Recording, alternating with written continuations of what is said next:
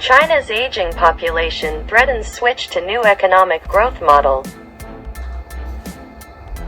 China's aging population threatens key Beijing policy goals for the coming decade of boosting domestic consumption and reining in ballooning debt, posing a severe challenge to the economy's long-term growth prospects. A record low birth rate in 2023 and a wave of COVID-19 deaths resulted in a second consecutive year of population decline, accelerating concerns about China's demographic downturn. Large groups of the 1.4 billion people living in the world's second-largest economy will exit the labor pool and age past a prime period of their lives for consumption, exacerbating structural imbalances that policymakers have vowed to address. Household consumption's share of economic output in China is already one of the lowest in the world. While many provincial governments, responsible for pensions and elderly care, are deep in debt as a result of decades of credit-fueled investment-driven growth, China's age structure change will slow down economic growth, said Shujian Peng, Senior Research Fellow at the Centre of Policy Studies, COPS, at Victoria University in Melbourne. In the next 10 years, about 300 million people currently aged 50 to 60, China's largest demographic group, equivalent to almost the entire U.S. population, are set to leave the workforce at a time when pension budgets are already stretched.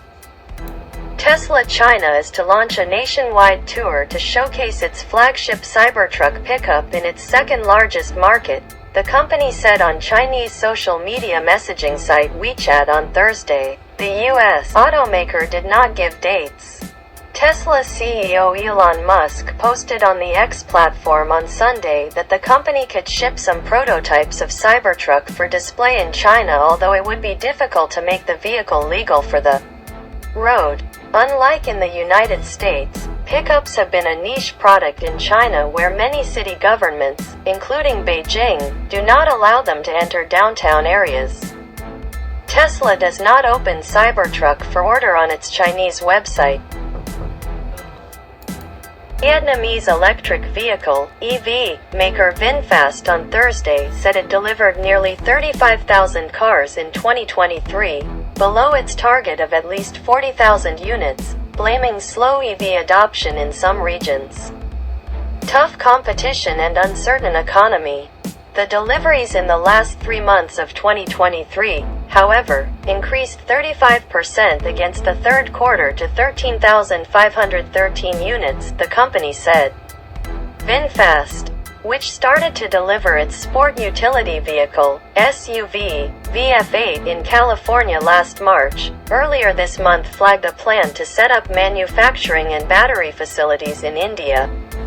It also aims to expand in more markets in the Middle East, Latin America and Asia, including Indonesia.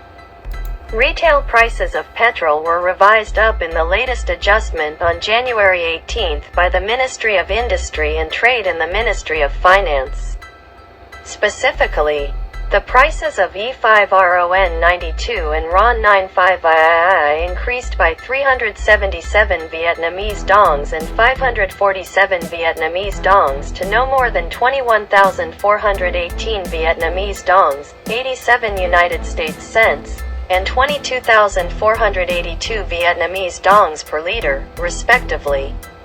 Meanwhile, diesel 0.05s and kerosene are sold at 20,194 Vietnamese dongs per liter and 20,536 Vietnamese dongs per liter, up 487 Vietnamese dongs and 205 Vietnamese dongs, respectively, and the price of mazout oil decreased by 307 Vietnamese dongs to 15,508 Vietnamese dongs per kilogram. The two ministries decided to use the Petrol and Oil Price Stabilization Fund for mazout oil at 300 Vietnamese dongs per kilogram, the same as in the previous adjustment. Thanks for your attention.